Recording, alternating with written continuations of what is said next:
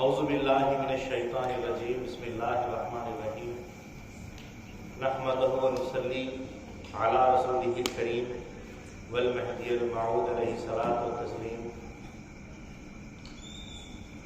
اما بعد فقد قال میرا مہدی موعود علیہ الصلاۃ والسلام مرد باش یا بامرد باش باش شیطان و باش خالائزن تصدیق بندہ بینائی خداست صدق اللہ العظیم و صدق رسولہ النبی الکریم و صدق المہدی الموعود علیہ الصلاۃ والتسلیم۔ ساری تعریف اللہ رب العزت کے لیے سزاوار ہے جو رب العالمین ہے۔ درود و سلام ہو خاتمین محمدین کریمین علیہم السلام پر اور آپ دو کی تمام ذریات پر۔ محترم فقراء اکرام، بزرگان قوم مہدویہ،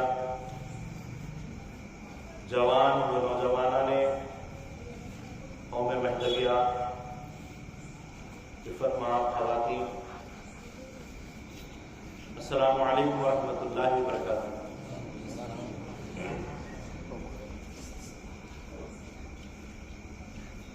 اللہ تعالیٰ کا بڑا شکر اور اس کا احسان ہے، جتنا بھی ہم اللہ تعالیٰ کا شکر ادا کریں کم ہے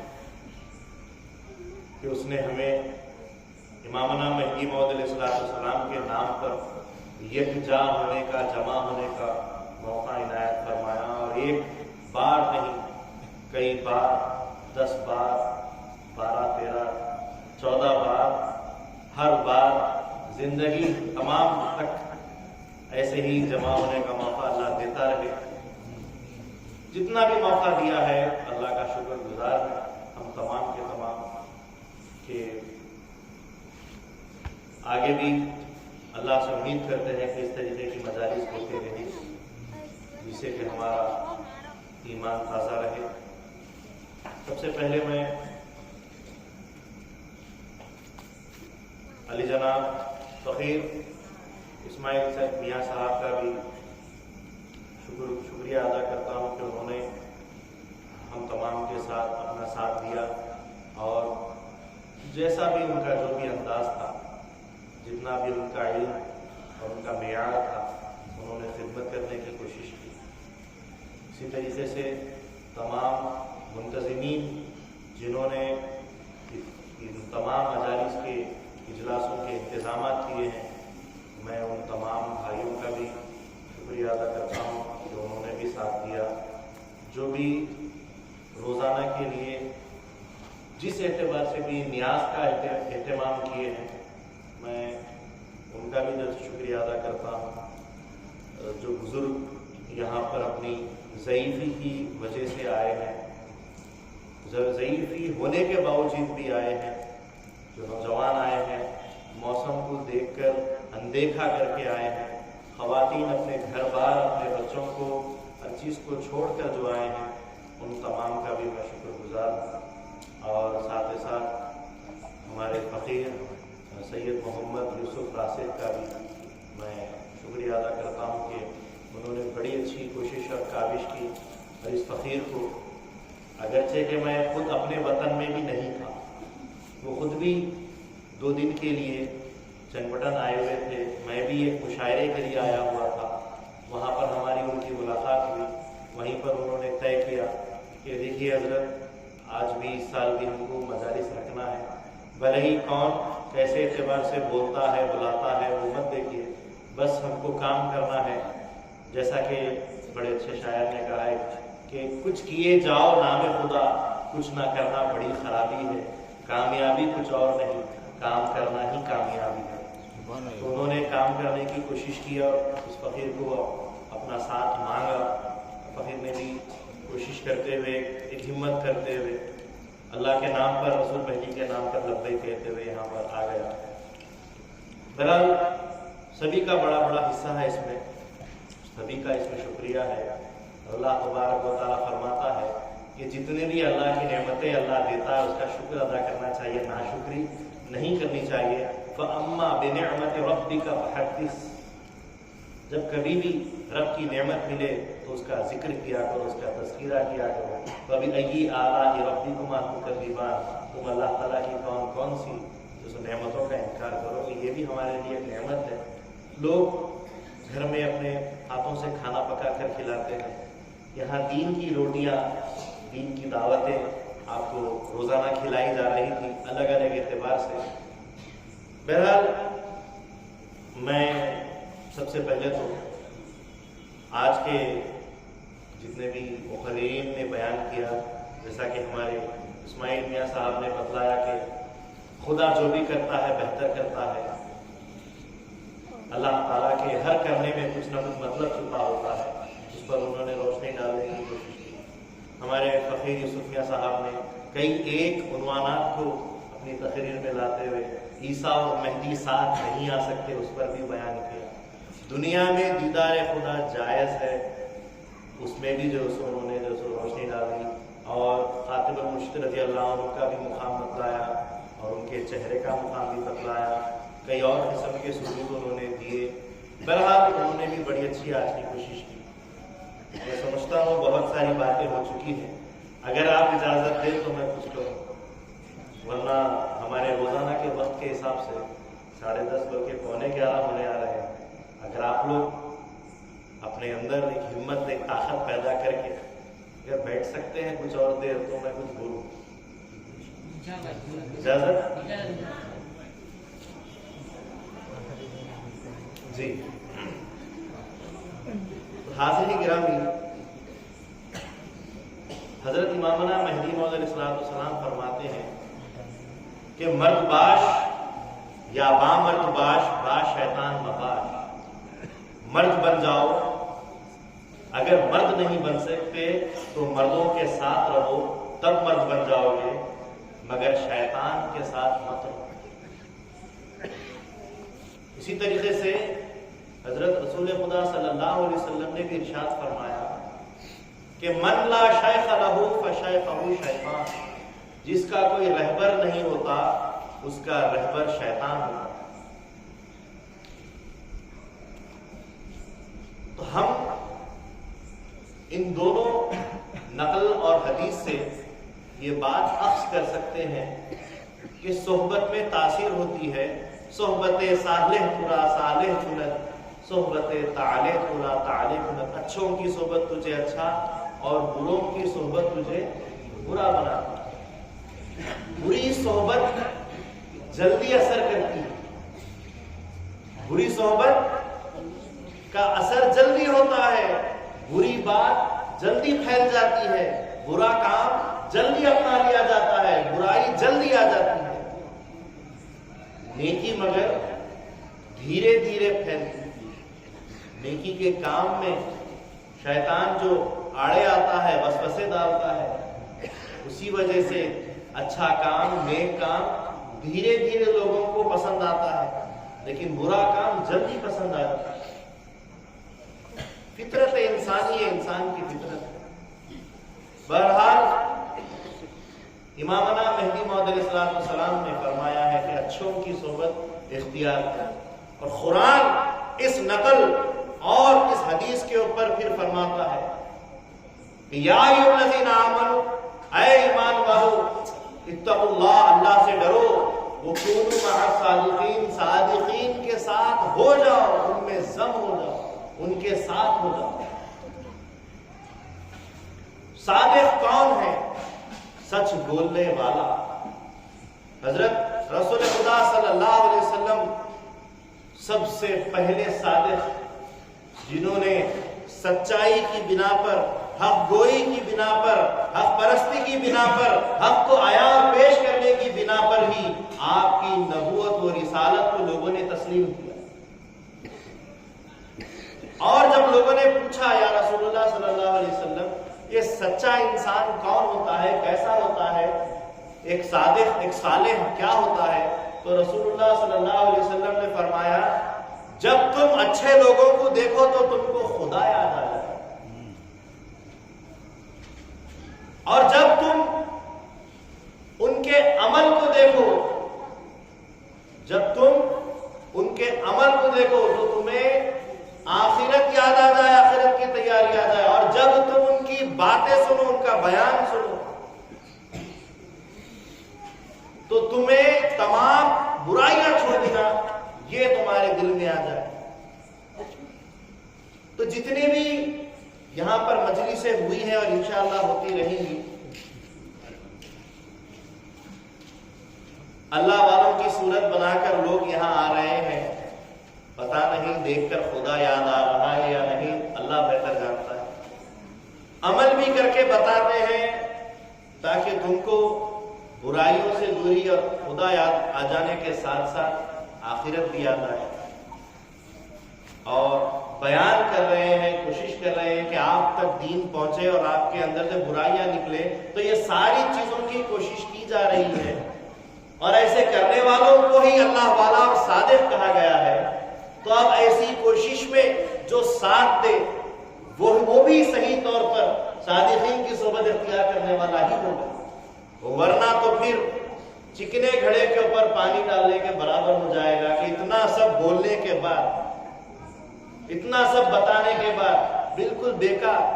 ایک بہت بڑے ادب کے ماہر تھے، وہ نحو یعنی قواعد عربی حفظ کر چکے تھے، نحو پوری طریقے سے یاد کر چکے تھے، عربی کا گرامر جیسا کہ ناؤن، پروناؤن، ایڈجیکٹو جتنے بھی ہوتے ہیں، ایک وچن، دو وچن، بہو وچن، جتنی بھی زبان کے تعلق سے جتنے بھی قاعدے قواعد ہوتے ہیں وہ تمام وہ یاد کر چکے تھے۔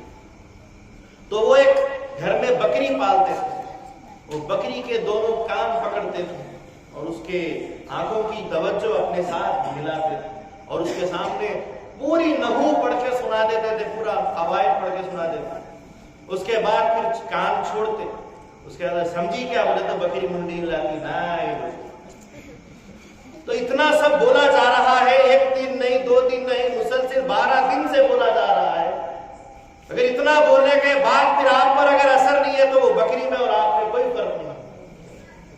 آج ذرا نصیحت کی بات بھی کر دی جائے، تھوڑی حقیقت کو اور کھول دیا جائے، دیکھتے ہیں میری اس بات کے بعد سے کل کون عمل کرنے لگے گا، کیونکہ میں جس طریقے سے دوسرے مقررین نے ایمان کے اور عقائد کے بات کی ہے، اب میں اس وقت عمل کی بات کرنے جا رہا ہوں۔ آپ اگر کر دکھائیں گے تو میں سمجھوں گا کہ ہاں اتنے دن سے ہم نے محنت کی ہے، وہ رنگ لائی ہے۔ تو حاضرین گرامی، بہت بولا جا رہا ہے، بہت بولنے والے کا بہت زیادہ حساب ہوگا، لیکن ساتھ ساتھ سنا بھی بہت جا رہا ہے، زیادہ سننے والوں کا بھی حساب لیا جائے۔ ہم اور تم ایک کشتی کے سوار ہیں، ہم بول رہے ہیں تو تم سن بھی رہے ہو، ہم اور تم اب جدا نہیں ہیں، ایک ہی تھالی کے کھانے والے ہیں۔ بہرحال ہم نے سمجھ لیا کہ صحبت کیا چیز ہے، صحبت میں اثر ہوتا ہے۔ اگر ایک کوئلہ انگارے کے ساتھ رہنے لگے تو اس میں بھی آگ آ جاتی ہے، صحبت میں اثر ہوتا ہے۔ گلاب کے پھول ابھی پیش کیے گئے، تھوڑی دیر ہمارے پاس رہ گئے تو گلاب کی خوشبو ہمارے اندر بس رہی ہے۔ معمولی سے 1-2 دن کی زندگی گزارنے والا گلاب کا پھول اپنی خوشبو دے کے جا رہا ہے، انسان کیا نہیں دے کر جانا چاہے؟ پھول مرے پاس رہے، آدمی مرے اوصاف رہے۔ آپ کے اندر وہ وصف دینا چاہیے، وہ رنگ دینا چاہیے۔ مہدی موعود علیہ السلام نے صحبت کے تعلق سے جو فرمایا، بے شمار واقعات ہزاروں میں جو سو آپ کو ملیں گے کہ صحبت سے کیسے کیسے لوگ کیسے کیسے بدل گئے۔ حضرت شاہ نعمت رضی اللہ تعالیٰ عنہ جو کہ بغاوت کرتے ہوئے اپنے ساتھیوں کے ساتھ باغی بن کر جا رہے تھے، اور مہدی موعود علیہ السلام کی صحبت نے، ایک بیان نے، ایک بیٹھک نے ان کو بدل دیا۔ آپ بھی بیٹھ رہے ہو، دیکھتے ہیں کتنا بدلے گا۔ صحبت میں تاثیر ہے، بتلائیے کتنا آپ نے اثر لیا۔ مہدی موعود علیہ السلام کے پاس جب لوگ صحبت میں آتے، ان کے ساتھ رہتے، تو صادقین کی صحبت سے جب وہ رنگ میں رنگ جاتے تو کیا ملتا؟ خدا ملتا۔ مہدی موعود علیہ السلام اسی پر فرماتے کہ تصدیق بندہ بینائی خدا، کہ بندے کی تصدیق اللہ تعالیٰ کا دیدار، خدا مل جاتا۔ اور مہدی موعود علیہ السلام کے پاس جب لوگ صحبت میں رہتے، مہدی موعود علیہ السلام کوئی خدا نہ خواستہ نعوذ باللہ کرتب نہیں دکھاتے تھے، مہدی موعود علیہ السلام کو نیا مذہب پیش کر کے ان کو بالکل الگ نہیں بناتے تھے۔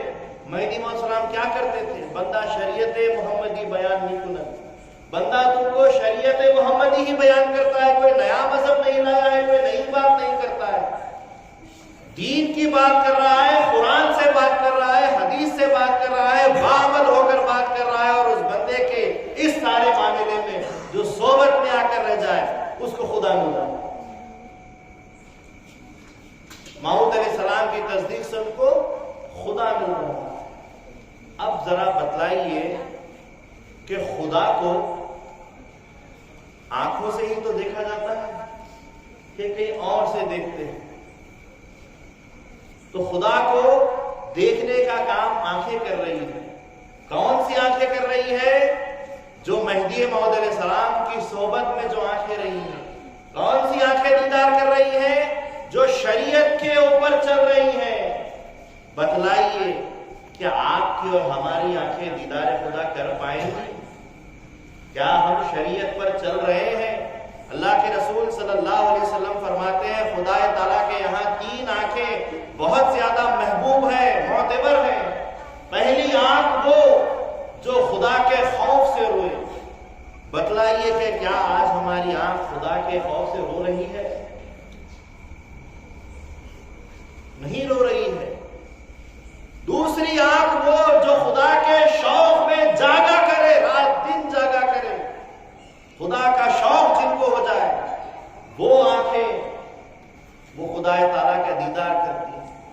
اور تیسری وہ آنکھ جو نامحرموں کو نہ دیکھے، نامحرموں سے پردہ کرے، وہ آنکھ خدا کو دیکھتی ہے۔ بتلائیے اس گاؤں کے اندر کیا ہم اس بات پر عمل کر رہے ہیں؟ عورتیں بے باک ہو کر، بے پردہ ہو کر ادھر سے ادھر گھومتی پھرتی ہیں۔ شادی بیاہ کیا معلوم کیا نئے نئے گھر میں تماشے ہوتے ہیں، کیا کیا دعوتوں کے قسمیں ہوتی ہیں، لیکن وہ پردہ نہیں کرتی۔ کیوں؟ کیا تمہاری شریعت گاؤں کی الگ ہے، شہر کی الگ ہے، مہدویوں کی الگ ہے، غیر مہدویوں کی الگ ہے؟ موعود علیہ السلام فرماتے ہیں بندہ شریعت محمدی ہی بیان کرتا ہے تو تمہاری شریعت میں پردہ کیسے چھوٹ گیا؟ جب پردہ ہی نہیں رہے گا تو پھر دیدار خدا کیسے ہو؟ اللہ کا دیدار کیسا؟ اگرچہ کہ پردہ آنکھوں سے ہی ہوتا ہے، لیکن اس پردے کو، ان آنکھوں کے پردے کو بچانے کے لیے خود بھی تو پردہ کرے۔ آج پردے کی بہت کمی ہے۔ بارہا اس سے پہلے بھی میں نے کہا کہ بھئی پردہ کیا کرو۔ کہتے ہیں کہ ہم کو گاؤں میں باہر کام کرنے کے لیے جانا پڑتا ہے، پنگٹ پر کپڑے دھونے پڑتے ہیں، جا کر برتن دھونے پڑتے ہیں، جا کر کھیتی کرنی پڑتی ہے، تو تم کو کس نے منع کیا ہے کام کرنے کو؟ جاؤ۔ گھر سے باہر نکلنے سے پہلے پردہ ہونا چاہیے، برقع پہننا چاہیے۔ اس کے بعد جس منزل پر جاتے ہو وہاں تک برقعے کا اہتمام ہونا چاہیے۔ اس کے بعد جاؤ، اپنا برقع اتارو، کام کرو، جو بھی برتن دھونا ہے۔ وہاں تو آدمی نہیں ہوتے، وہاں تو نامحرم لوگ نہیں آتے، وہاں سب عورتیں ہی ہوتی ہیں۔ عورتوں میں عورتیں بیٹھے، وہاں پر برتن دھو لیے، کپڑے دھو لیے۔ کھیت میں جاؤ، کوئی نامحرم تو نہیں ہے، ٹھیک ہے، دیکھ لیے، ایک بار جو سو اپنا برقع اتارے، اپنا کام کر لیے۔ پھر واپسی کا رستہ ہوا، پھر برقع پہن کے آئے۔ برقع کہاں پہنتے ہیں؟ ہم اللہ والوں کو دکھانے کے واسطے۔ خدا دیکھ رہا ہے اس کا ایمان اور اس کا خوف نہیں ہے۔ میاں آ رہے، یوسف میاں آ رہے، کوئی بھی میاں آ رہے، فوراً یوسف۔ اس کے بعد کیا میاں لوگوں سے، کیا اللہ والوں سے پردے کا حکم دیا گیا ہے کہ نامحرموں سے پردے کا حکم دیا گیا ہے؟ یہ سوچنے کی بات ہے۔ آج کا خاص بیان عورتوں کے لیے ہے اور ان مردوں کے لیے ہیں جو اپنے عورتوں کو، اپنے بیٹیوں کو، اپنی بہنوں کو، اپنے بیویوں کو، اپنی ماں کو پردہ کرنے کی بات نہیں کرتے، بے پردہ گھومتے ہیں. اتنی بڑی بڑی مجالس طریقت کی باتیں ہو رہی ہے، ولایت کی باتیں ہو رہی ہے، لیکن شریعت جو بنیادی چیز ہے اس پر عمل نہیں ہے. کیسی مہذبیت ہے ہماری؟ کیسے ہم مہدی کو سر دکھائیں گے، منہ دکھائیں گے؟ کیا مہدی موعود علیہ السلام کے زمانے میں پردہ نہیں تھا؟ کیا رسول اللہ صلی اللہ علیہ وسلم کے زمانے میں پردہ نہیں تھا؟ کیا وہ لوگ گاؤں میں نہیں رہتے تھے؟ کیا وہ لوگ کسان نہیں ہوتے تھے؟ آپ یہاں سے باولا سے تھوڑا آگے جاتے ہیں، خود دیکھتے ہیں اپنی آنکھوں سے کہ سارے مسلمان عورتیں، مومڈن جتنے بھی ہیں، سب پردے میں رہتے ہیں. آپ کیوں نہیں پردہ کرتے اور کیوں نہیں کرواتے؟ تم پر لازم ہے کہ تم پردہ کرواؤ. اللہ کے رسول صلی اللہ علیہ وسلم ایک بار فرماتے ہیں کہ جس کسی کے گھر میں 4 بہنیں ہوں اور باپ کا انتقال ہو جائے، پھر اس کے یہاں 4 بیٹیاں پیدا ہو جائیں، اب کتنی ذمہ داری ہو گئی؟ 4 بہنوں کی اور 4 بیٹیوں کی. اور اگر وہ صحیح طریقے سے، اسلامی طریقے سے ایک ایک بہن اور ایک ایک بیٹی کو بیاہ دے، اچھے انداز سے، اخلاق سے ان کو تیار کر کے، ان کی شادیاں کر کے ان کے گھروں میں بھیج دے، تو قیامت کے دن وہ میرے ساتھ ایسے ہوگا جیسا کہ یہ 2 انگلیاں. تو ایک صحابی اٹھ کر کہنے لگے، یا رسول اللہ صلی اللہ علیہ وسلم، اگر کسی کے 3 ہوں، اگر کسی کے بہنیں نہیں ہیں، صرف بیٹیاں ہیں، اور 4 نہیں ہے 3 ہے، اس کے لیے کیا حکم ہے؟ کہا کہ اس کے لیے بھی یہی حکم ہے. کہا کہ اگر 2 بیٹیاں ہوں تو اس کے لیے حضور فرماتے ہیں 4 کیا، 1 بھی اگر رہ جائے، 1 ہی بیٹی ہو اور اس کو اچھے اخلاق اور پردے کے ساتھ اگر اس کو اپنے گھر میں خدمت کے لیے اس کے اپنے گھر بھیجتا ہے تو وہ میرے ساتھ ایسے ہی رہے گا جیسے کہ 2 ہوں. کیا ہے یہ؟ ہجرت کی 5واں سال کا ہجرت کا. کتنا؟ مکے سے رسول اللہ صلی اللہ علیہ وسلم مدینے کو نکل کر گئے، ہجرت کا 5واں سال. اور اچانک عشاء کی نماز کے وقت آیت نازل ہو گئی پردے کی. آج سے پردہ ہے. اس وقت عورتیں مسجد کو نماز پڑھنے کے لیے 5 وقت کی نماز کے لیے آتی تھی. بچوں سیدھا بیٹھو، نہیں تو یہاں سے اٹھ جاؤ، بات نہیں کرنا. سمجھ میں آ رہی ہے بات؟ 5 ہجری ہے، رات کے وقت آیت نازل ہو گئی اللہ کے نبی صلی اللہ علیہ وسلم پہ کہ تم کو پردہ ہے. فجر کی نماز کے وقت جب عورتیں نماز کے لیے مسجد میں آئی تو سب کے پاس بڑی بڑی ردائیں ہیں، بڑے بڑی شال ہے اور بالکل جسم ڈھکا ہوا. ایک خاتون آ گئی نماز کے لیے بغیر شال کے، بغیر ردا کے، بغیر برقعے کے، بغیر پردے کے. وہ آ گئی، انہوں نے دیکھا کہ سارے کے سارے عورتیں پردے میں ہیں. کہا کہ کیا کر رہی ہو، یہ کیسے؟ تو کہا کہ نہیں، رات میں آیت نازل ہو گئی کہ عورتوں پر اب پردہ لازم ہے، تو ہم نے سب نے جو ہے سو برقع لے کر آئے ہیں نماز پڑھنے کے لیے. کہا کہ مجھے کسی نے بتایا نہیں، میں تو ایسے ہی آ گئی. کہا کہ ٹھیک ہے کوئی بات نہیں، آ تو گئی ہوں لیکن اب جاؤں کیسے؟ اپنے بچے کو بلوایا اور اس کو کہہ کر بھیجا کہ جاؤ تمہارے والد سے کہو کہ میرے لیے ایک بڑی چادر اور برقعے کا انتظام کر کے بھیجے. وہ لڑکا گیا، والد کو بولنے لگا دیکھو باپ کی کیا ذمہ داری ہے، گھر کے آدمی کی کیا ذمہ داری ہے، آدمی پر یہ چیز عائد ہوتی ہے، فرض ہوتی ہے. شوہر کو جب جا کے، باپ کو جب جا کے بیٹے نے کہا کہ اماں شال منگاتی ہے پردہ کرنے کے لیے، تو کہا کہ آج کا دن، آج ہی تو رات میں تو آیت نازل ہوئی ہے، ابھی اتنا عمل کرنے کی کیا ضرورت ہے؟ ابھی گئی ہو ایسے ہی آ بھی جاؤ، ایسے ہی آ جاؤ، آنے کے بعد سے پردہ کر دینا. وہ بچہ جا کر ماں کو بولا کہ ایسے ہی آ جاؤ. کہا کہ حکم رسول کے بعد، قرآن کی آیت نازل ہونے کے بعد، وحی اتر جانے کے بعد اگر میں ایک قدم بھی چلوں تو اپنے رسول اور خدا کے خلاف چلوں گی. مجھ پر لازم ہے کہ میں پردہ کروں. ایک دن کیا، ایک قدم کے لیے بھی میں اب نافرمانی نہیں کر سکتی، ورنہ اللہ کے پاس پکڑی جاؤں. یہ پردہ ہے. اسلام نے عورت کو عزت دی ہے. پہلے زمانے میں، حضور کے زمانے میں بیٹی کا گھر میں پیدا ہونا بولے تو اپنا سر جھک جانا ہوتا. صحابہ اکرام اسلام سے پہلے اپنی بیٹیوں کو، زندہ بیٹیوں کو دفن کر دیتے تھے تاکہ اس کی وجہ سے مجھے کسی کے سامنے سر نہ جھکانا پڑے. بازار سے نئی عورت خرید لینا اچھا سمجھتے تھے، لیکن اپنے ہی گھر میں بیٹی پیدا کرنا عیب سمجھتے تھے. عورتیں بکتی تھی بازاروں میں بے پردہ. جس طریقے سے ہم گوشت خریدنے جاتے ہیں، دیکھو یہ کتنا تازہ گوشت ہے، دیکھو یہ کتنا ملائم گوشت ہے، کتنا کولا ہے. عورتوں کو پکڑ کر ان کے گوشت کی، ان کی جلد کی، ان کی جیسے تمام نمائش کی جاتی ہے. دیکھو عورت، پیسے لگاؤ. یہ جہالت کا دور. ایک بار ایک صحابی رسول اللہ صلی اللہ علیہ وسلم سے عرض کرتے ہیں کہ یا رسول اللہ صلی اللہ علیہ وسلم میں بڑا گنہگار ہوں. کہا کہ کیا کیا تم نے؟ کہا کہ اسلام سے پہلے میں نے بھی اپنی بچی کو زندہ مارا ہے.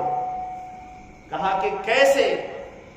کہا کہ میں اپنی بچی کو گود میں لیا اور اس کو زندہ دفن کرنے کے لیے زمین کھودی، میری بچی کو ڈال دیا. وہ ابا جان کہتی رہی اور اس کو میں مٹی ڈالتا. حضور صلی اللہ علیہ وسلم اتنا روئے کہ پوری داڑھی مبارک آپ کی آنسوؤں سے بھیگ گئی. حضور فرماتے پھر سے سناؤ. 2 بار 3 بار سنتے اور خوب روتے جاتے کہ بیٹی کا مقام کیا ہے، عورت کا مقام کیا ہے. اور وہ صحابی بھی روتے جاتے. اس کے بعد کہتے کہ یا رسول اللہ کیا میری بخشش ہے؟ حضور فرماتے جب بھی توبہ کر لو، سچے دل سے توبہ کر لو، وہاں سے ایک نئی زندگی پیدا ہو جاتی ہے. توبہ کرنے والا ایسا ہے جیسا کہ ابھی اس دنیا میں قدم رکھا ہے، ابھی اپنی ماں کے پیٹ سے پیدا ہوا ہے. اگر یہاں سے اٹھ کے جانے کے بعد اگر آپ سچی توبہ کرتے ہیں، یہ مت سمجھنا کہ اب تک جی لیے، اتنے ڈوسی ہو گئی، بوڑھی ہو گئی، اتنے جوان ہو گئے، بچے پیدا. آج بھی توبہ کرو، آج سے نئی زندگی کی شروعات ہو سکتی ہے. یہ ہنسی مذاق کی بات نہیں ہے، یہ سچی بات کہہ رہا ہوں. انسان جب خیال آ جائے گناہ کا، اسی وقت توبہ کر کے اگر آگے قدم بڑھا دے دین کے لیے، اللہ تعالیٰ معاف کرنے کے لیے آخری سانس تک بھی تیار ہے. سچی توبہ. آج جان چکے ہو، اگر کل پھر وہی عمل کریں گے، اگر کل پھر پردہ نہیں ہوگا، اگر کل پھر ننگے سر گھومیں گے، اللہ تبارک و تعالیٰ معاف نہیں کرنے والا ہے. کہ اتنا بولنے کے بعد تم وہ بکری تو نہیں کہ جو منڈی ایسے ہلا دو. انسان عقل رکھتے ہو. ایک مرتبہ اللہ کے رسول صلی اللہ علیہ وسلم جبکہ معراج میں گئے تھے، دوزخ کے احوال سناتے ہوئے حضور صلی اللہ علیہ وسلم نے فرمایا بی بی فاطمہ الزہرا سے، اے فاطمہ جانتی ہو میں نے جب دوزخ کے احوال دیکھنا شروع کیے تو اس میں سے میں نے ایک عورت کو دیکھا جو دوزخ کے اندر اپنے بالوں کے ساتھ لٹکائی ہوئی تھی اور اس کا بھیجا پک رہا تھا دوزخی آنچ سے. میں دیکھ کر حیران ہو گیا اور اللہ سے پوچھا کہ یہ کون ہے، اس کو کیسی سزا ہو رہی ہے؟ تو اللہ تعالیٰ نے فرمایا یہ وہ عورت ہے جو اپنے بال لوگوں کو دکھایا کرتی، بالوں کی حیا نہیں کرتی تھی، بال دکھایا کرتی تھی. بال دکھانا نامحرموں کو گناہ ہے. بال بھی پردے میں ہے، بال نہیں دکھا سکتے. بال دکھانا پڑتا ہے، بال دکھانے پر عذاب ہو رہا ہے. کیسا عذاب کہ بالوں سے ہی لٹکایا جا رہا ہے اور بھیجا پکایا جا رہا ہے. پردہ میں یہ نہیں کہتا کہ بالکل سر سے لے کر پاؤں تک ایک ڈھیلا جبہ پہن کر بیٹھ جاؤ. پردے کی کئی قسم ہوتی ہے.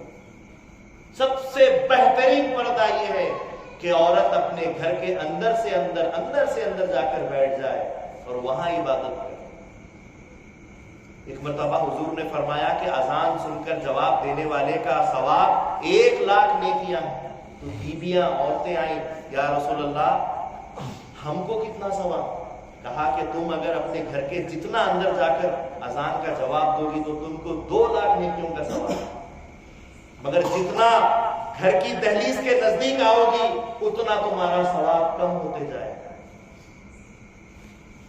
پردہ بہت، وہ اندر جا کر بیٹھنا سب سے افضل پردہ ہے، لیکن اگر باہر نکلنے پر مجبوری ہی ہو، رہا نہیں جاتا، کام کرنا ہی پڑے گا، تو ڈھیلا ڈھالا برقع یا کپڑا ایسا پہن کر نکلو جس سے کہ جسم نظر نہ آئے۔ آج کل تو برقعے کو ہی برقعے کی ضرورت ہے، ایسے ایسے برقعے بنائے جا رہے ہیں کہ ہزاروں کے برقعے بنتے ہیں جس میں کئی قسم کے نقش و نگار کام لگے ہوئے ہیں، اس برقعے کو بھی برقعے کی ضرورت ہے۔ جہاں جسم چھپانے کا حکم ہے وہیں جسم نظر آ رہا ہے، اس برقعے کو بھی برقعے کی ضرورت ہے۔ پہلے تو ڈھیلا ڈھالا برقع پہن کر کہ جسم نہیں دکھنا ہے تو جسم کا آکار بھی نہیں دکھنا ہے، ڈھیلا ڈھالا برقع پہن کر نکلنا چاہیے۔ اگر نہیں نکل سکتے، بہت پریشانی ہے، تو ایسا ڈھاٹا باندھنا چاہیے کہ بالکل بال نہیں دکھتے ہوئے، جو حج کے لیے اجازت ہے، عمرے کے لیے اجازت ہے، بالکل صرف اتنا چہرہ دکھتے ہوئے، اور صرف کلائی سے اوپر تک، صرف یہ ہاتھ، کلائی نہیں۔ اگر کلائی دکھ گئی تو پردہ ٹوٹ گیا، پردہ ٹوٹ گیا، گناہ شروع ہو گیا۔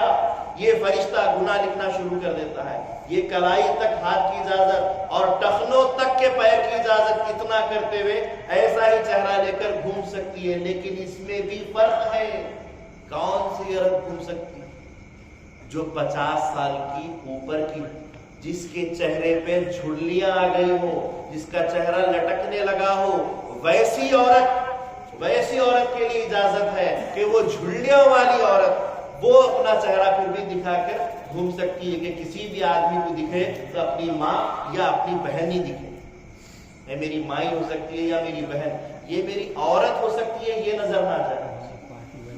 یہ نیت یہاں اتنی اجازت ہے کہ جو بالکل 50 سال سے اوپر کی ہو گئی ہے اس کے لیے پردہ ہے، لیکن اس سے کم عورت کے لیے پردہ ہے، ضروری ہے۔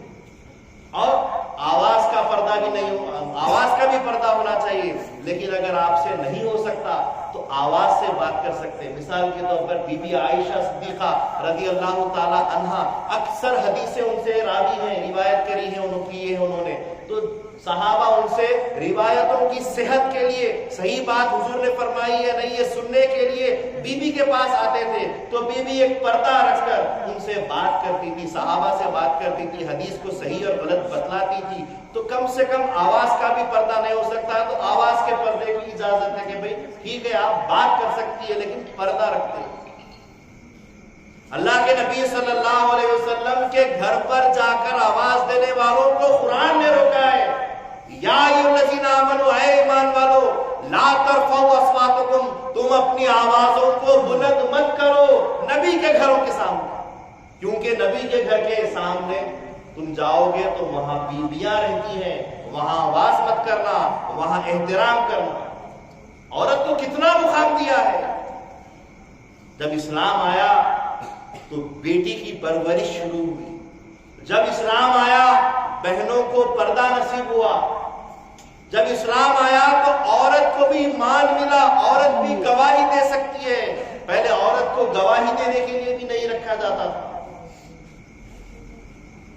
اسلام کتنی بڑی چیز ہے۔ بازار میں جو عورتیں بکنے کو آتی تھی وہ چاہتی تھی کہ ہم کو کوئی مسلمان خرید لے، کیونکہ جب وہ خریدے گا تو ہم کو پردہ دے گا، پردے کا خیال کرے گا۔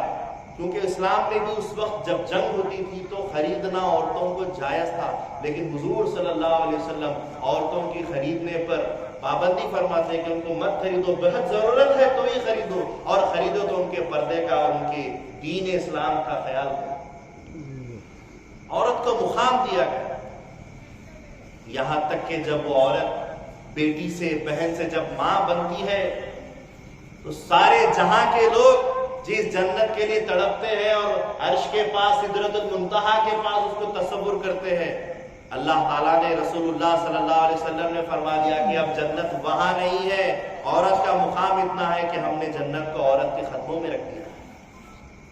اب اتنے مقام رکھنے والی عورت، دنیا کی سب سے بہترین چیز عورت، دنیا کی سب سے خوبصورت چیز عورت، کون کہہ رہا ہے؟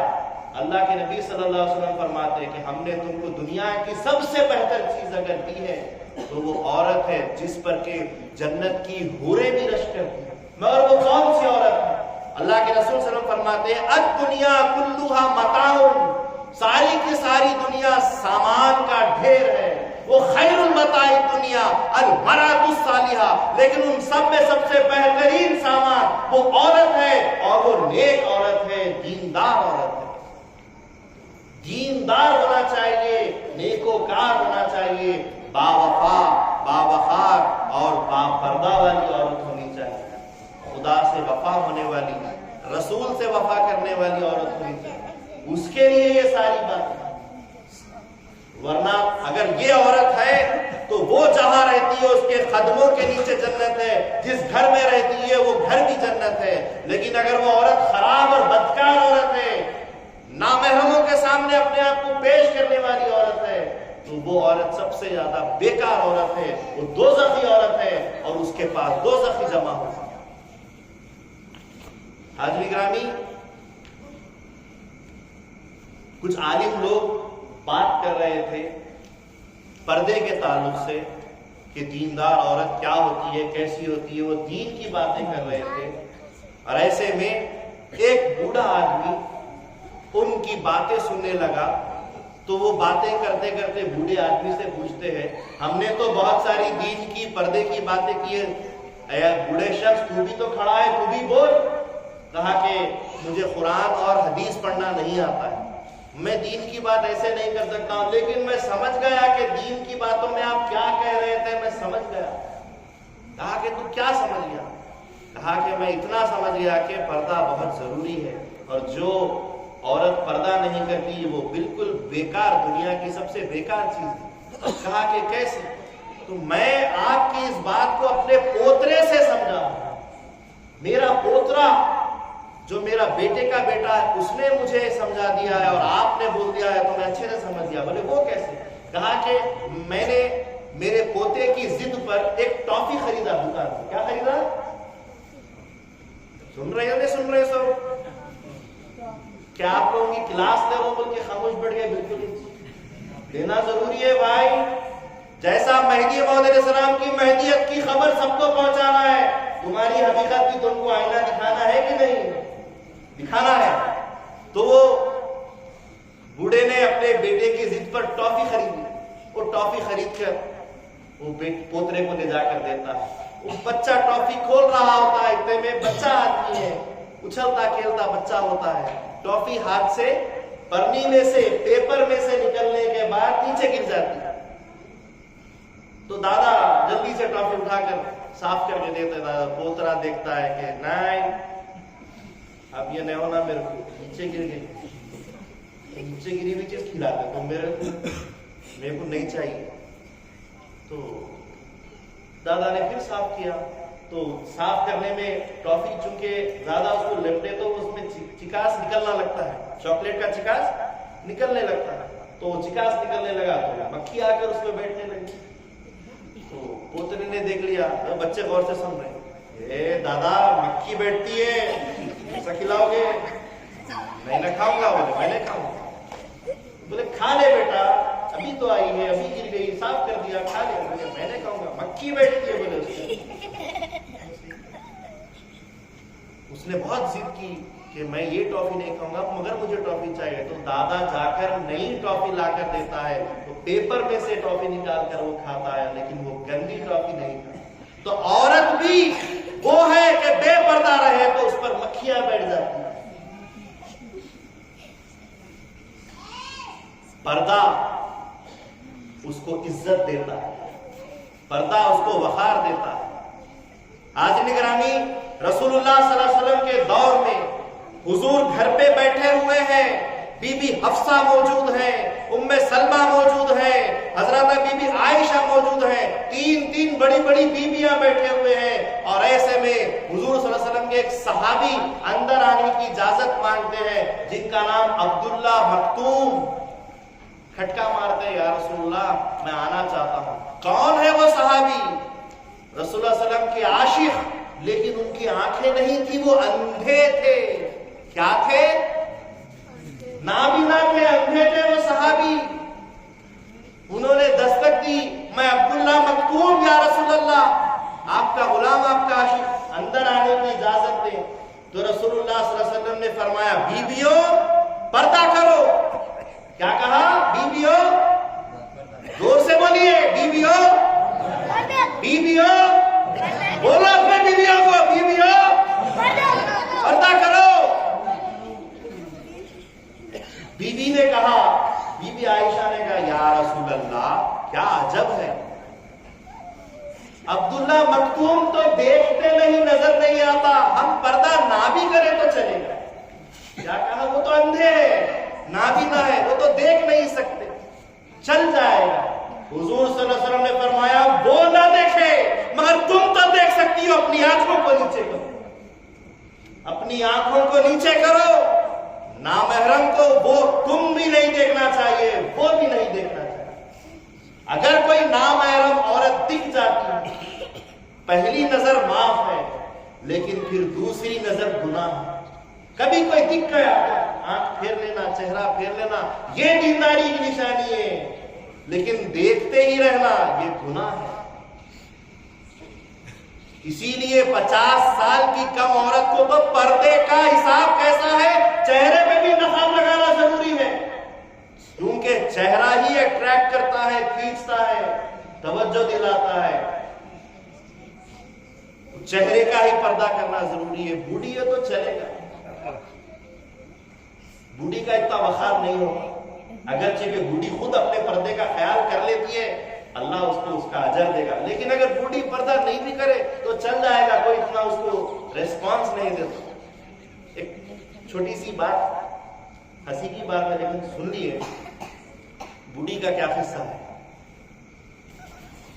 एक शादी हुई एक नौजवान की, और निकाह में जो उसकी बीवी थी जरा उससे उम्र में ज्यादा थी। तो जो खतीब थे, जो काजी थे निकाह पढ़ाने वाले, वो बड़े खुश थे कि मैंने इसका निकाह पढ़ाया है, अब मेरे को मेरी कमीशन मिलेगा, निकाह पढ़ाया हूं तो कमीशन मिलेगा, पैसा मिलेगा।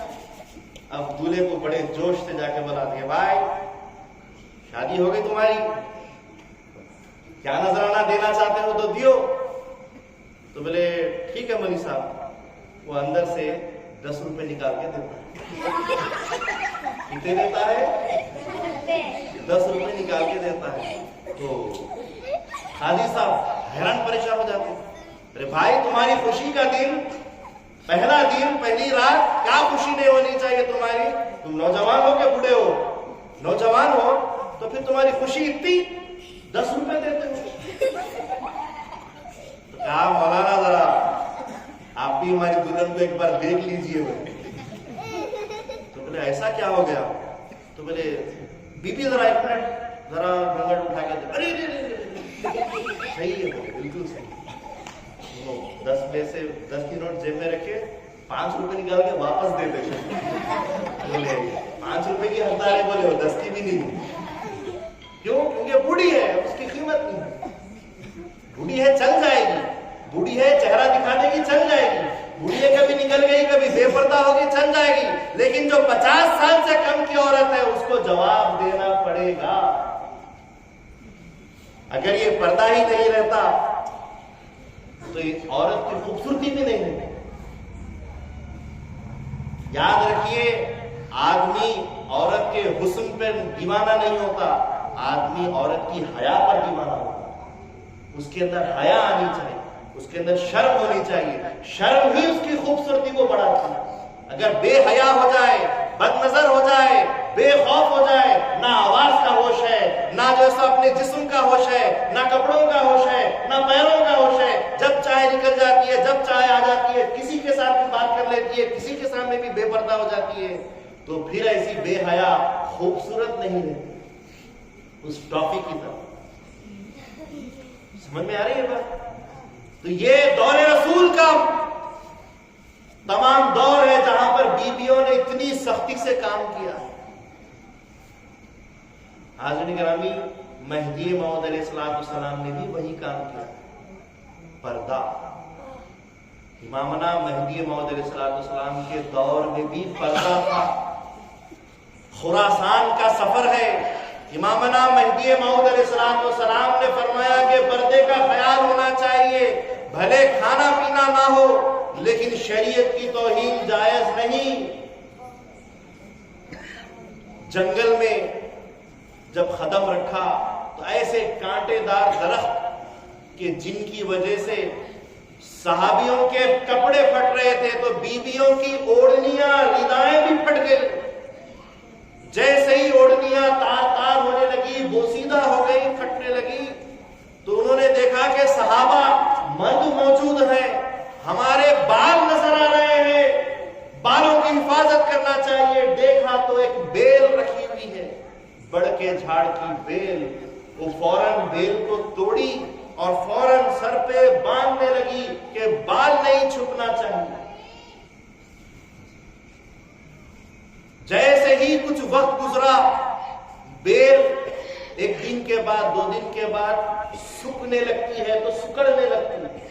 وہ بیل سکڑنے لگی تو سر دبنے لگے, بیویوں کے سروں میں درد ہونے لگا, یہاں تک کہ کچھ بیل زخم دینے لگے, خون سروں سے بہنے لگا. دیگر گھر کے آدمی بولتے ہیں اے بی بی پردہ اتنا بھی ضروری نہیں کہ تم اس میں مر جاؤ, اس میں گھٹ جاؤ, اس میں ختم ہو جاؤ. دیکھو تم سے خون بہ رہا ہے, تمہارے سروں سے خون بہ رہا ہے. تو بیویاں کہتی ہیں مرتی ہے تو مر جائیں گے لیکن اپنے آپ کو بے پردہ نہیں ہونے دیں گے. حضرت بی بی فاطمہ خاتون جنت رضی اللہ تعالیٰ عنہ کیا فرماتی ہے حضرت مولا علی سے کہ اے مولا علی, اس جسم کو کسی غیر مرد نے بحالت زندگی کبھی نہیں دیکھا ہے. میں یہ چاہتی ہوں کہ میرے مرنے کے بعد بھی میرے جنازے کو کوئی غیر مرد نہ دیکھے, کوئی غیر مرد میرے جنازے میں نہ آئے, کوئی غیر مرد میرے جنازے کو نہ دیکھے. اور ایسے وقت میں میرا جنازہ لے جانا جبکہ دن بھی نہیں رات ہے, تاکہ رات کے اندھیرے میں رات کی وجہ سے اتنا بھی نہیں دیکھے, کوئی شریک نہ ہو میرے جنازے. اتنا حیا, اتنا پردہ. آپ نکاح پڑھتے ہیں, نکاح کی پہلی شرط ہے کہ اپنے بیوی کو کھانے پینے روٹی چٹنی سے پوری طریقے سے اس کو جو ہے عطا کرنا, ہر چیز مہیا کرنا, اور ساتھ ساتھ اس کے پردے کا خیال رکھتے ہوئے اس پہ ظلم نہ کرنا. اس کے پردے کا خیال کرنا نکاح کی شرط میں ہے. جب تک بیٹی گھر میں رہتی ہے وہ پردے کی ذمہ داری باپ کی اور بھائی کی ہوتی ہے. جب وہ بیٹی کسی کی بیوی بن جاتی ہے وہاں سے شوہر کی ذمہ داری ہوتی ہے کہ وہ اپنی بیوی کے پردے کا خیال کرے. ارے ہمارا دین کیسا ہے, آپ خود بیویاں عورتیں دیکھتی ہیں, زندگی تو کیسا بھی لہنگوں میں گزار لیتی ہے, گھوم لیتی ہے, لیکن مرنے کے بعد عورتوں کے جنازوں کو بندے لگائے جاتے ہیں, ان کو پنجرے پہنائے جاتے ہیں تاکہ ان کا جنازہ کوئی نہ دیکھے. واہ رے دنیا, واہ رے عورتیں, واہ رے دین, واہ رے مہذبیت. زندگی بھر اپنے جسم کا جنازہ دکھاتے پھرے, جب جنازہ صحیح میں نکل گیا تو جب پردہ کر رہے ہیں. کیسی مہذبیت ہے تمہاری, یہ کیسا دین ہے تمہارا. اٹھا کے پھینک دو وہ پنجرے, ضرورت نہیں ہے ایسے پنجروں کی. جب زندگی بھر سامنے گھوم رہے, مر کے بھی ایسے ہی جاؤ. کیا خدا تعالیٰ نہیں دیکھ رہا ہے یہ ڈوغلا پن تمہارا؟ حیا ہونی چاہیے. حضرت رسول خدا صلی اللہ علیہ وسلم فرماتے ہیں, خود حضرت علی رضی اللہ تعالیٰ عنہ فرماتے ہیں کہ اگر پڑھانے والا حسن بصری ہو, حسن بصری کیسے, جو حضرت مولا علی مشکل کشا کے شاگردی میں رہے, جو بی بی ام سلمہ کے گھر میں پلے, وہ حضرت حسن بصری اگر پڑھانے والے ہو, پڑھنے والی رابعہ ہو جو مرے اونٹ کو زندہ ہو جا کہہ دے تو وہ اونٹ زندہ ہو جائے, ویسی بیوی اگر رابعہ پڑھنے والی ہو, پڑھانے والے حسن بصری ہو, اور پڑھے جانے والا چیز قرآن ہو, ایسے وقت میں بھی میں یہ کہتا ہوں کہ وہ ان کو تنہائی میں نہ ملے نہ پڑھائے. درس و تدریس ہو رہی ہے, لڑکیاں اکیلے جا کر کسی کے پاس بھی بیٹھ جاتی ہیں، کسی کے ساتھ بھی پڑھ لیتی ہیں۔ میں پڑھنے سے مراد کہیں بھی آنے جانے کی بات ہو رہی ہے۔ عورت کو اکیلے جانے مت دو، کوئی مرد آدمی ساتھ ہونا چاہیے۔ خاص طور پر بازار کی دنیا میں عورتوں کو اکیلے جانے مت دو، کوئی مرد ہونا چاہیے۔ حج کے لیے حج کو جاتے ہیں تو وہاں جب تک محرم ساتھ نہ ہو عورت کے لیے حج جائز نہیں ہے۔ تو یہ جب حج کا معاملہ ہے، فرض کا معاملہ ہے، تو زندگی کا معاملہ ایسا ہی ہو جائے گا آسان۔ حضرت مولا علی فرماتے ہیں وقت کے زکریا کے بیٹے یحییٰ بھی اگر ہو اور وقت کی بیٹی بی بی مریم بھی ہو، میں ان کو بھی تنہا ساتھ میں نہیں دیکھ سکتا۔ میں پردے کا اتنا خیال کرتا ہوں، کتنا بھی نیک آدمی ہو، کتنی بھی نیک بی بی ہو، لیکن وہ ساتھ میں دیندار ہونے کی بنا پر آپ ایک ساتھ نہیں رہ سکتے، کیونکہ یہ حکم رسول ہے۔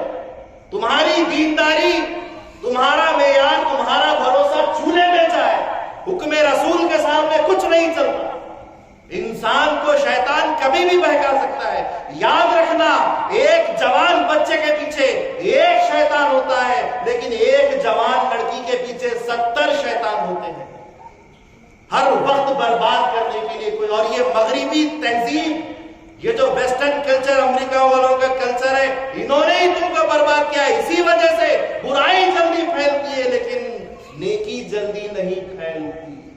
اور مہدی موعود علیہ السلام نے فرمایا، موعود علیہ السلام فرماتے ہیں کہ بندہ دین بانٹتے ہوئے آیا ہے اور عیسیٰ دین چھینتے ہوئے آئے گا۔ یہ چھین نہیں رہے تو اور کیا ہے؟ یہ عیسیٰ علیہ السلام کی آنے کی آمد کے نشانیاں نہیں تو اور کیا ہے کہ دین چھن جا رہا ہے خود سے، ہم سے، مہدویوں سے، جو سب سے زیادہ ایمان والے متقی اپنے آپ کو بتاتے، ہم سے ہی دین چھینا جا رہا ہے۔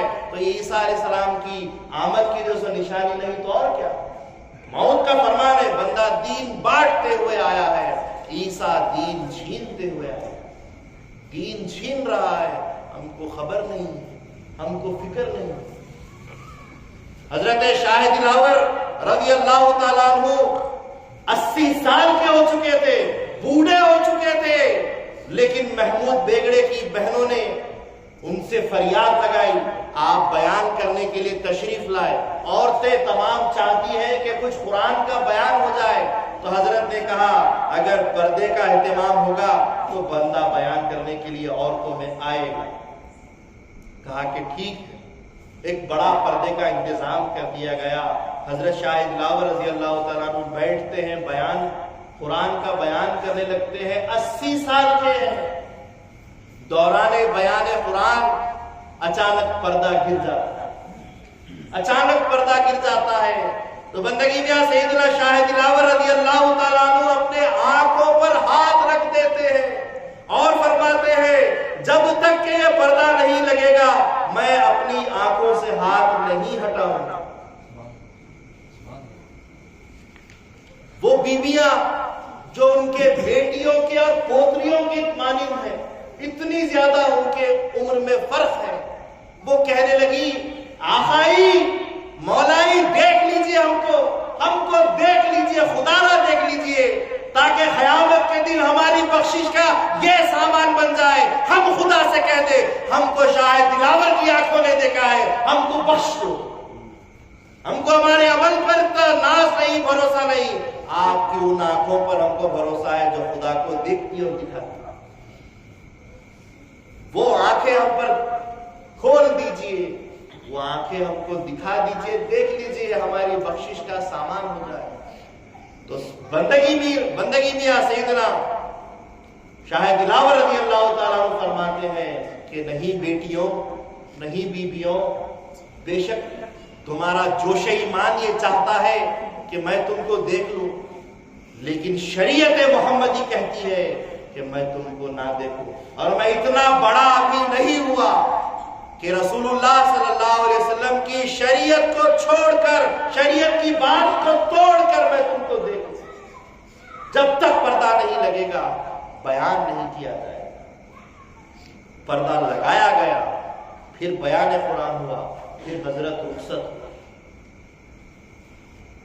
یہ ضروری ہے، کتنا بھی اللہ والا اگر کوئی سامنے آئے، کتنا بھی نیکوکار اگر سامنے والا آئے، لیکن آپ کی حیا ہمیشہ پہلی ہونی چاہیے، آپ کا پردہ ہمیشہ پہلا ہونا چاہیے۔ میں آپ سے گزارش کر رہا ہوں کہ خدا را کل تک جو تھے وہ تھے، آج حقیقت میں اپنے دل میں ایمان پیدا کرتے ہوئے اپنے آپ کو بیدار کرے۔ سوتے ہوئے ہیں، اب جاگ گئے تو جاگ جائیے اور کچھ کر دکھائیے۔ اگر یہ بات آپ پر اثر کر رہی ہے تو میں ابھی کچھ دن ہوں، میں کیا ہوں، مجھے کیا دکھانا ہے؟ میں تو کل مرتا ہوں، ایک سانس لینے سے پہلے مر جاؤں، خدا کی مرضی ہو تو۔ خدا کو دکھانا ہے، خدا کے رسول کو دکھانا ہے، قبر میں جانا ہے۔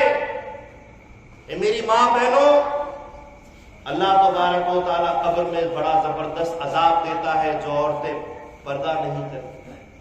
ان کی آنکھیں نوچی جاتی ہے قبر میں جن سے غیر مردوں کو دیکھا ہے، وہ چہرہ نوچا جاتا ہے جن سے کہ اپنا چہرہ لوگوں کو دکھایا ہے، وہ ہاتھ توڑے جاتے ہیں، کاٹے جاتے ہیں، پیسے جاتے ہیں جن سے غیر مردوں کو چھپا ہے۔ خلیرا بھائی ہے، پھپیرا بھائی ہے، وہ میرا بھائی ہے، کوئی بھائی حقیقی بھائی نہیں۔ سگا بھائی، سگا باپ، ماموں، چچا، دادا، نانا، ان کے سوا کوئی سگا نہیں ہوتا، اور اس کے بعد اگر ہے تو بیٹا یا پوتا۔ اس کے علاوہ سب کے سب نامحرم ہوتے ہیں، سب سے پردہ کرنا چاہیے۔ اب تک تو نہیں کیا، آپ کیا کر رہی ہو؟ اب ہوش آ گیا ہے، اب آنکھیں کھل گئی ہے تو ان آنکھوں کو پردے میں آ جانے۔ اگر ایسی آنکھیں تمہاری ہوں گی تبھی تم کو خدا کا دیدار ہو سکتا ہے۔ تم کوئی ولیہ نہیں ہو لیکن ولیہ بن سکتی ہو۔ ہمارا مذہب مہدویوں کا مذہب کسب کا مذہب ہے۔ ہم عشق اور اپنے عمل سے خدا کو کماتے ہیں، خدا کا قرب حاصل کرتے ہیں۔ ایسے ہی نہیں ملتا، عمل کرنا پڑے گا۔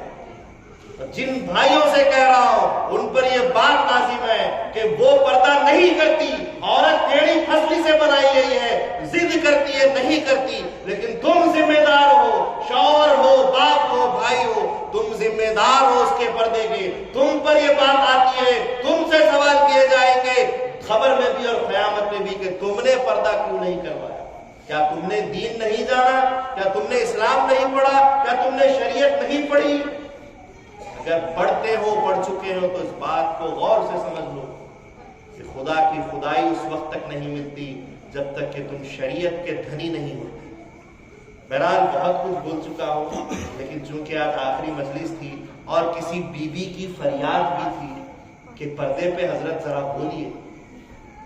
لوگ چڑھاتے ہیں مجھے، اگر میں پردہ کرنے کی کوشش کرتی ہوں تو لوگ مجھے مذاق کرتے ہیں، چڑھاتے ہیں، عورتیں ہی عورت کا مذاق چڑھا رہی ہیں۔ بہت عیب کی بات ہے، بہت بری بات ہے۔ کوئی اگر کوشش کر رہی ہے تو اس کا ساتھ تو دو، نہیں دے سکتے ہیں تو مت دو، لیکن اس کا مذاق تو مت اڑاؤ۔ بہت تکلیف ہوتی ہے ایسی باتیں سننے کے بعد۔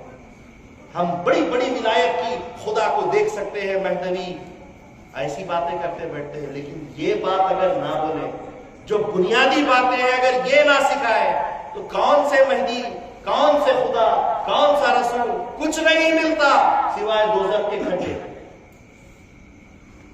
بہرحال میں اگر کچھ زیادہ بولا ہوں، تکلیف دیا ہوں، کڑوے بول بولا ہوں تو اللہ رسول مہدی کے واسطے مجھے معاف کریں، لیکن میں چاہتا ہوں کہ جس طریقے سے میں اپنے گھر میں اپنی ماں بہنوں کو، بیوی کو دیکھتا ہوں، میں سبھی کو جیسے میری ماں بہنوں کو اسی پردے میں دیکھنا چاہتا ہوں کہ سب پردہ کریں، سب دیندار بنے۔